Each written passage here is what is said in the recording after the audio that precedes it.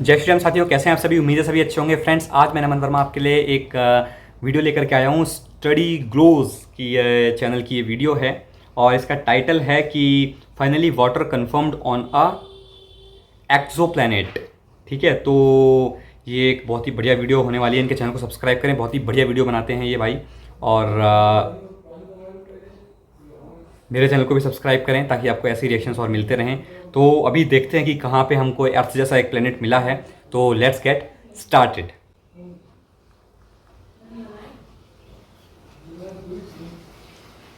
आशा करता हूं आप सब बहुत अच्छे होंगे। मेरा नाम है सिद्धांत अग्निहोत्री। स्टडी ग्लोस पे आपका बहुत बहुत स्वागत है। तो दोस्तों, आज हम बात करेंगे एक सुपर अर्थ की। बिल्कुल सुपर अर्थ।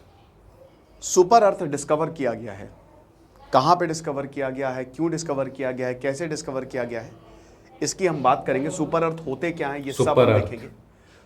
तो बेसिकली सुपर अर्थ डिस्कवर, अब इसमें ओशंस भी हो सकते हैं और शायद ये हैबिटेबल भी हो। यानी कि अगर इसमें वाटर है, लिक्विड वाटर को अगर ये सपोर्ट कर रहा है, तो आप समझ ही सकते हैं कि फिर तो ये रहने वाला है कि नहीं। लेकिन एक चीज़ और है, जीएस पेपर 3 के लिए सुपर इंपॉर्टेंट है।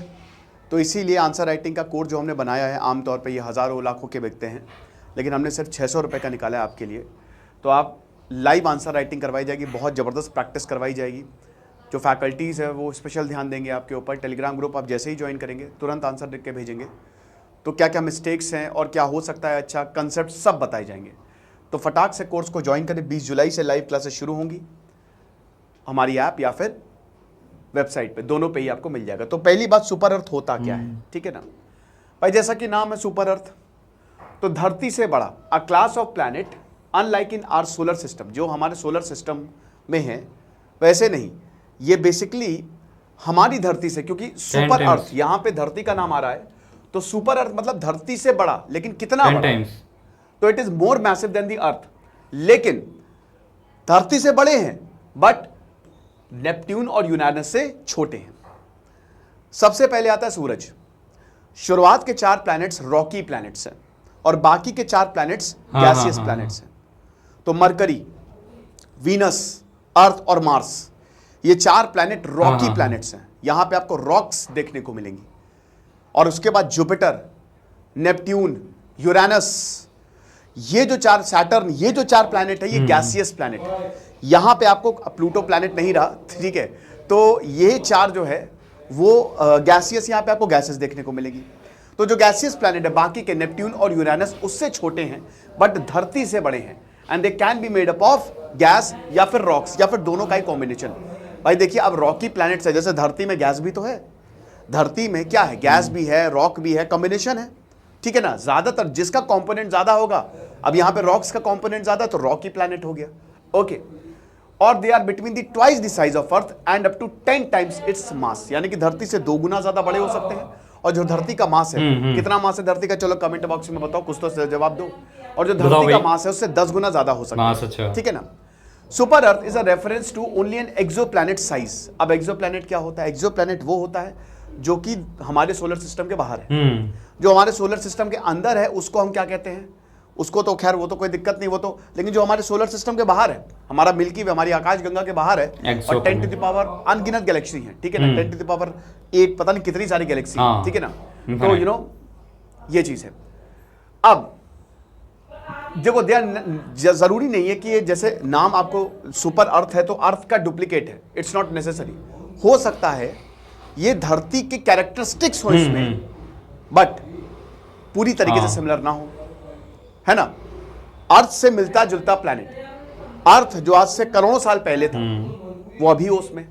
We don't know, we never know, क्योंकि हम सिर्फ लाइट से इसको नाप सकते हैं। लाइट आ रही है, हमने देख लिया, पहले चल रहा, फ्रीक्वेंसी से हमने पता लगा लिया क्या क्या हो सकता है यहाँ पे, है ना। एनर्जी से सारी वैल्यूज निकाल ली, बट हम वहां जा तो सकते नहीं है। It is next to impossible. ऐसा कोई आपके पास स्पेसक्राफ्ट नहीं है कि आप वहां चले जाएं। The true nature of these planets remain shrouded in uncertainty. जैसा कि मैंने अभी बताया कि वी कैन नॉट नो कि भाई एक्चुअल में इनका नेचर क्या है। क्या एलियंस रह रहे हैं वहाँ पे? हो सकता है जादू रह रहा हो, जादू वहीं से आया, सारे एलियंस वहीं से आते हो। एक भाई तो एलियन आया नहीं। अभी बहुत बढ़िया एक मैंने सीरीज देखी, 3 बॉडी प्रॉब्लम, बहुत बढ़िया सीरीज थी, आप जरूर देखिएगा। बेस्ट सेलिंग नॉवल के ऊपर बेस्ड है, नेटफ्लिक्स पे, मजा आ जाएगी, ठीक है ना। तो ये चीज़ है।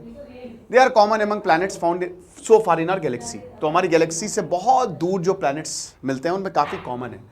और प्लैनेट्स हो गया, ब्लैक होल्स हो गया, मिलते रहते हैं।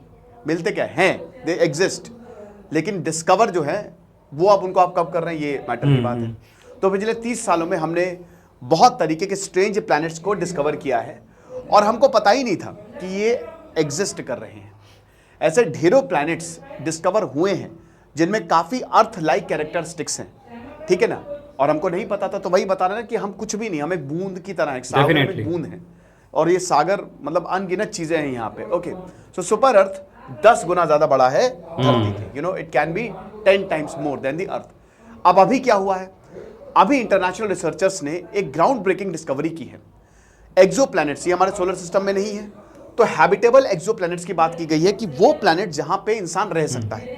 क्या कह रहे हैं कि मार्स पे रह लेंगे, एलॉन मस्क बोल रहा है मार्स पे रह लेंगे। फर्जी, पहले धरती को रहने लायक बना दो, क्यों मार्स में जाना, धरती रहने लायक बना दो, धरती बर्बाद कर रहे हैं, मार्स को भी बर्बाद कर देंगे, ठीक है ना।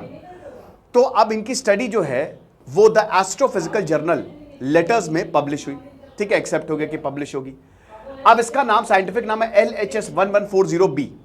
ये एक एक्सोप्लैनेट है, यानी कि हमारे सोलर सिस्टम से बाहर है, जो कि 48 लाइट ईयर्स दूर है। 48 लाइट ईयर्स मतलब क्या, 9.5 ट्रिलियन यानी कि 9.5 लाख करोड़ किलोमीटर दूर, समझ रहे हो, 9.5 ट्रिलियन किलोमीटर अवे। कैसे कैलकुलेशन करते हैं, light year is the unit of distance, 10 to the power, मतलब जो लाइट की स्पीड होती है, ठीक है, उसको जो नंबर ऑफ आवर्स हैं, एक साल में कितने, लगभग 8777 घंटे होते हैं, उससे मल्टीप्लाई कर दीजिए तो आपको एग्जैक्ट वैल्यू मिल जाएगी, ठीक है। सो ये इतनी दूर है, यानी कि करोड़ों अरबों किलोमीटर दूर पे ये प्लैनेट जो है वो लोकेटेड है, राइट। कौन से कॉन्स्टेलेशन में, केटस या सिटस, अब जो भी बोल लीजिए, ठीक है ना। तो इस कॉन्स्टेलेशन में है और ये एक सुपर अर्थ हो सकता है। अब जैसा कि हमने बताया कि इसमें आइस हो सकता है, वाटर हो सकता है, पानी हो सकता है। भाई पानी, देखिए प्लैनेट्स में एक तो कार्बन ढूंढा जाता है, मीथेन सिग्नेचर्स ढूंढे जाते हैं, हाइड्रोकार्बन बेसिकली, पानी ढूंढा जाता है, क्योंकि फिर वहां पे लाइफ की पॉसिबिलिटी है, देयर कैन बी लाइफ, है ना। तो यूनिवर्स डी मॉन्ट्रियल, इनकी findings they led by university यहां पे। अब क्या है कि LHS 1140b प्रीवियस एजम्पशन जो था, मतलब इनिशियली जो था, ये एक मिनी नेपट्यून जो है वो माना जा रहा था इस यूनिवर्सिटी के द्वारा, ठीक है। इसने बोला कि एक नेपट्यून, मतलब नेपट्यून जैसा है बट नेपट्यून से छोटा है, इसमें थिक हाइड्रोजन रिच एटमॉस्फेयर है। लेकिन अभी जो न्यू डेटा आया है, ठीक है, जेम्स वेब स्पेस टेलीस्कोप का, यही बड़े बड़े टेलीस्कोप जो है वो निकालते हैं कि आखिरकार अच्छा यहाँ पे ये प्लैनेट है, तो ये बताता है कि ना ये रॉकी प्लैनेट है, ये नेपट्यून जैसा नहीं है, नेपट्यून गैसियस प्लैनेट है, ना नेपट्यून जैसा नहीं है, ये अर्थ जैसा है और एक वाटर रिच प्लैनेट हो सकता है जो कि धरती से ज्यादा बड़ा हो। ओके, लीड ऑथर चार्ल्स ये बताते हैं कि भाई देखिए, it could be our best bet, ये सबसे अच्छी बेट हो सकती है हमारी जिंदगी ढूंढने की। हम जिंदगी ढूंढ रहे हैं बाहर या सोलर सिस्टम में मिल जाए, लिक्विड वाटर है कंफर्म, मतलब नॉट कंफर्म लेकिन बहुत ज्यादा पॉसिबिलिटी है। तो हमारी दुनिया, एक एलियन वर्ल्ड एग्जिस्ट कर रहा है। देखिए अगर पानी है तो डेफिनेटली एक दुनिया होगी। लोग यहां पे ये नहीं है कि जैसे यहां पे साइंटिस्ट ने ये प्लैनेट खोजा, अब ये प्लैनेट खोजा है, हम दूसरी दुनिया में लाइफ भी ढूंढ रहे हैं। हमको अभी पता है कि इस प्लैनेट पे पानी है, तो पानी होगा क्या, तो क्या लाइफ नहीं होगी? हो सकता है प्रॉपर सिविलाइजेशन हो, यू नेवर नो, सब कुछ चल रहा हो, एलियंस रह रहे हो, वी डोंट नो, है ना।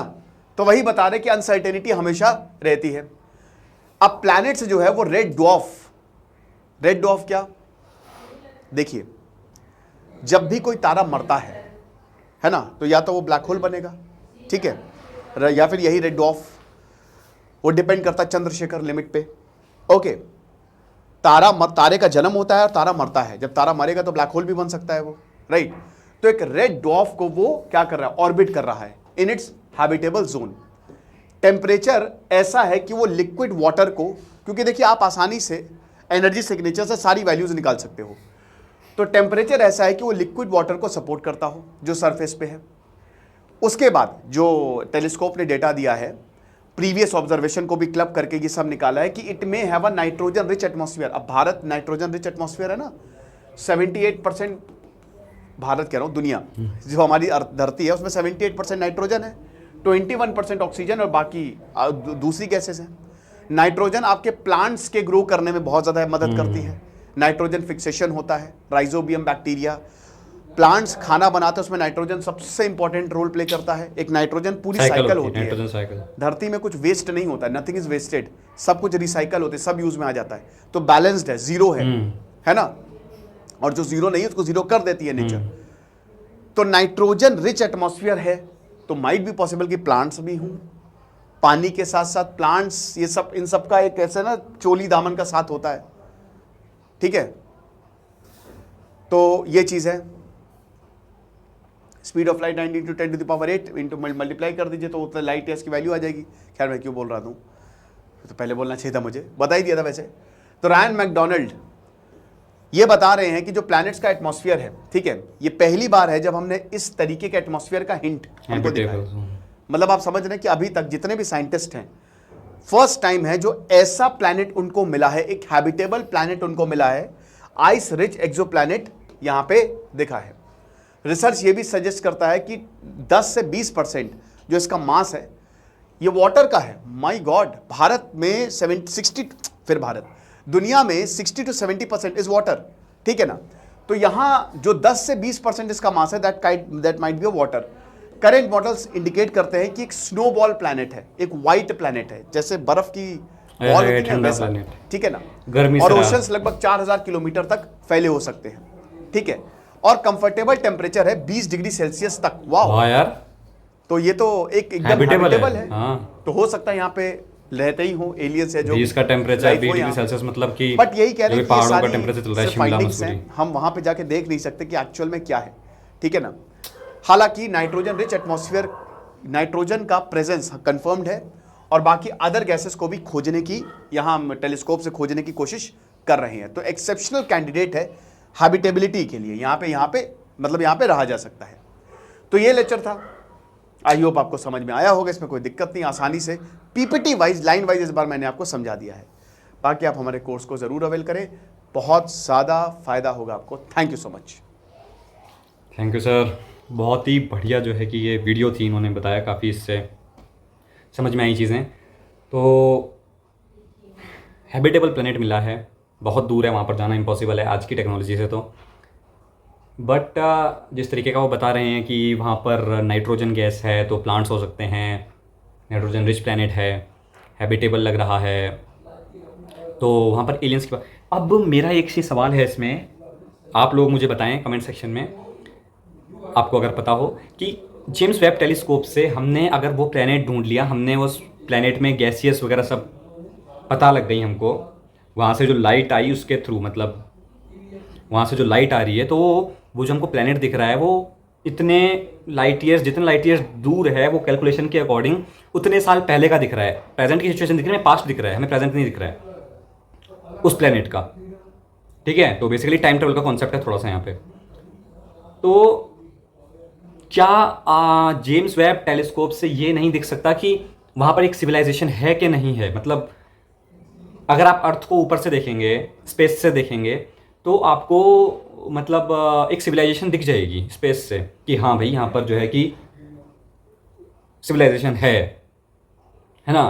तो ऊपर से स्पेस से हम फोटोज़ वगैरह जब आती हैं, इसरो या नासा जब भेजता है फोटोज़, तो अर्थ में हमको साफ दिख रहा होता है कि एक एक सिटी है पूरी और एक सिविलाइजेशन है, लाइटें जल रही हैं पूरी इस तरीके से। तो क्या उस जो हमको अर्थ मिली है, क्या उस पर जेम्स वेब टेलीस्कोप ये नहीं देख सकता कि क्या वहाँ पर लोग रह रहे हैं, क्या वहाँ पर कोई घर वगैरह कुछ बने हुए हैं, मतलब बस्तियाँ हैं वहाँ पे? तो क्या ये नहीं देखा जा सकता टेलीस्कोप से? तो ये चीज़ आप मुझे जो है कि करेक्ट करें इस चीज़ में। बाकी एक बहुत अच्छी चीज़ है, मतलब लेकिन इतना दूर है कि इम्पॉसिबल है, ठीक है। अपनी गैलेक्सी में तो अभी फ़िलहाल रहने के लिए हैबिटेबल जो है कुछ है नहीं, मार्स भी हैबिटेबल बनाना पड़ेगा, जो कि एक नेक्स्ट टू इम्पॉसिबल टास्क सा है। अब देखते हैं, ये तो किसी अदर गैलेक्सी में है। बाकी ये चीज़ तो एलियंस सबसे पहले तो मुझे कमेंट सेक्शन में बताएं, एलियंस पे आप बिलीव करते हैं कि नहीं होते हैं। और ये चीज़ जो है कि आज ढूंढ रहे हैं साइंटिस्ट हमारे, अच्छी बात है, ढूंढें। और सनातन धर्म में, हमारे धर्म में तो ये बहुत पहले से लिखा है कि this is not a universe, this is a multiverse. तो ये बहुत पहले से ही कहा गया है। तो अनंत ब्रह्मांड हैं, इसमें कोई शक वाली बात है नहीं। तो धीमे धीमे अब वो ढूंढे जाएंगे, कई साल लगेंगे। तो ओवरऑल मैं बता रहा हूँ कि ये चीज़ हमारे धर्म में पहले से, बहुत पहले से, आज से करोड़ों साल पहले ही लिखी हुई है वो, ठीक है। तो वही चीज़ आज साइंटिस्ट ढूंढ रहे हैं। तो डेफिनेटली हैबिटेबल कोई प्लेनेट मिल जाए, वहाँ पर एलियंस भी मिल जाएँ, तो इसमें कोई बहुत बड़ी बात नहीं है। और एलियंस का मतलब ये नहीं है कि वो जो है, जो दिखाए जाते हैं हमको कि वो जो लोहे के बने हुए एलियंस हैं, चिप विप वाले, वो चिट्टी टाइप के। तो किसी एडवांस सिविलाइजेशन में वैसे भी हो सकते हैं, बट कोई सिविलाइजेशन अगर हमारी अर्थ की सिविलाइजेशन से थोड़ी सी डाउन है, नीचे है, तो उस पर हमारे जैसे इंसान भी मिल सकते हैं। हमारे लेवल की है तो उस पर भी डेफिनेटली इंसान मिलेंगे। उस पर मे भी कोई और युग चल रहा हो इस समय, है ना। जैसे कि वो बता भी रहे थे कि वहाँ पर, यहाँ पर अभी ये प्रेजेंट चल रहा है, तो वहाँ पर अभी पास्ट चल रहा हो, यानी वहाँ पर डायनासोर्स का युग चल रहा हो, है ना। वहाँ पर अभी इंसानी बस्ती आने में कई लाखों सालों का समय हो, या फिर कोई बहुत ही एडवांस सिविलाइजेशन वहाँ पर जो है कि जिस समय ये हम यहाँ पर रह रहे हैं कि ये सब वहाँ पर बीत चुका हो, वहाँ पर अब बहुत आगे का चल रहा हो समय, है ना। तो ये हो सकता है। तो बहुत कुछ चीज़ें हैं, ब्रह्मांड तो बहुत वास्ट है एक। तो आपकी इसमें क्या राय है, आप मुझे कमेंट सेक्शन में बताएं। मिलेंगे फिर किसी नेक्स्ट वीडियो में, तब तक के लिए जय श्री राम।